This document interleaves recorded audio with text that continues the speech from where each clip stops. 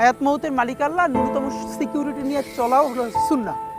কিন্তু আমাদের লড়াইটা হলো, আমার মা স্বাভাবিকভাবেই কান্নাকাটি করেন, আমার পরিবার সবাই। তো আমি আমার মাকে বলেছি যে দেখো, মানে আমরা যে লড়াই নেমেছি, আমার একটা মনে হয় কি, কোনো রাজনীতিবিদের না বাসায় মৃত্যুটা হইতে পারে না। এটা কোনো, যিনি রাজনীতি করেন, যিনি লড়াই করেন, যিনি বিপ্লবী, যিনি সংগ্রামী, তার মৃত্যুটা হবে একটা সংগ্রামের মধ্যে দিয়ে, একটা রাজপথে, একটা গ্লোরির মৃত্যু।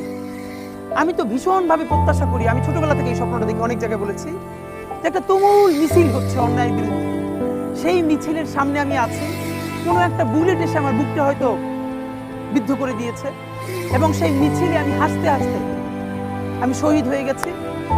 এবং সবাই যখন মৃত্যুটাকে ভীষণ ভয় পায়, আমি তখন হাসতে হাসতে আল্লাহর কাছে ভীষণ সন্তুষ্টি নিয়ে পৌঁছতে চাই যে আমি একটা ন্যূনতম ওই জীবনটা লিড করতে পারলাম, যে আমি একটা ইনসাফের হাসি নিয়ে আমি আমার আল্লাহর কাছে পৌঁছতে